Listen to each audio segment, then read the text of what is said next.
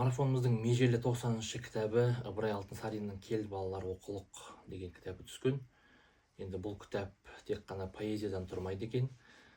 Жалпы Ыбырай Алтынсарин өзіне келетін болсақ, бұл кісі 1841 жылы Ұлы Абайдан 4 жыл бұрын, Жамбыл Жабаевтан 5 жыл бұрын дүниеге келген екен. Дүниеге келген жері Қостанай облысы, Торғай даласы, Аманқарағай деген жердегі Күнтүймес деген қыстауда дүниеге келген. Және дүниеден 1889 жылы 29 шілдеде 47 жасында дүниеден өткен. Жүсіпбек Аймауытов сияқты алыптар дүниеге келген кезде Ыбырай Алтынсарин дүниеден өтіп жатқан екен. Енді бұл кісінің бұл кітабында бастапқы 20 беті өлеңдер жазылған. Кейбір өлеңдермен таныстыра кетсем, мәселен, «Кел балалар оқылықты» оны баршамыз мектептен білеміз. Сол секілді өнер білім бар жұрттар тастан сарай салғызды, айшылық алыс жерлерден көзіңді ашып жұмғанша жылдам хабар алғызды, аты жоқ құр арбаны 1000 шақырым жерлерге күн жарымда барғызды, адамды құстай ұшырды, мал істейтін жұмысты отпен суға түсірді деп кете беретін ұзақ өлең.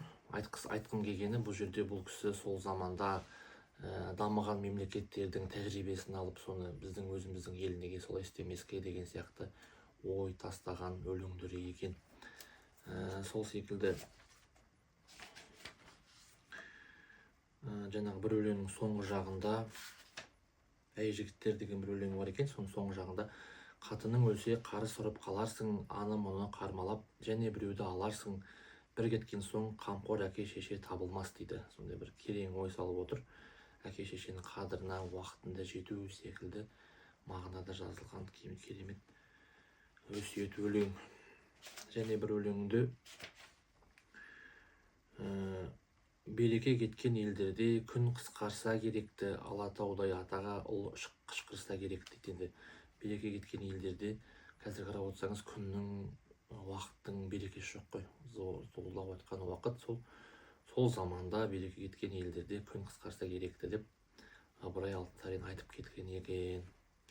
Және Крыловтан аударған «Қарға мен түлкі» деген өлеңі бар. Енді жалпы 20 бетке толған аз ғана өлеңдердің ішінде осындай бір өсиет өлеңдермен осы Крыловтың аудармасы бар екен.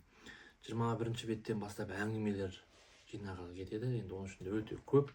Құмырсқа өрмекші, қарлығаш, талаптың пайдасы, Абылай хан, әке мен бала, мейірімді бала, аурудан аяған күштірек, түлкі мен ешкі, қарға мен құрт, сауысқан мен қарға сияқты сондай мысал адамдарға ой салатындай сондай.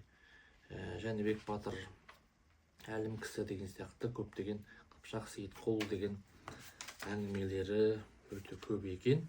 Және 102 беттен бастап Қобыланды батыр мен Тайбұрыл деген үлкен жаңағы дастан бар. 125 беттен бастап этнографиялық очерктер бар. Енді бұл кісі ол заманда бізге белгілі қазіргідей әлеуметтік желі жоқ. Ақпараттарды өзге елдерде болып жатқан жаңалықтарды осылай газетке шығару арқылы халықтың көзін ашқан. Сол секілді 154 беттен бастап мақалдар, және 161 беттен бастап жұмбақтар деген бөлімдері бар. Жалпы 165 беттен тұрады.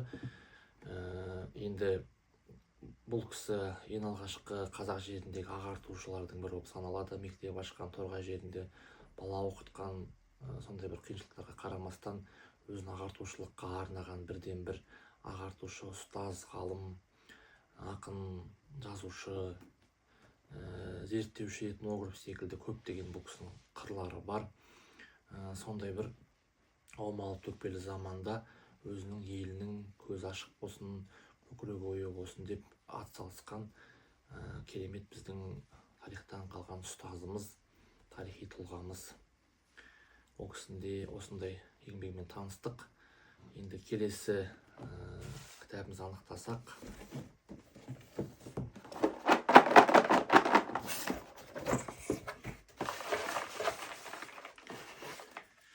келесі оқитын кітабымыз Ахмет Байтұрсынұлы «Оқуға шақыру», тағы бір ұстазымыздың кітабын оқитын болдық.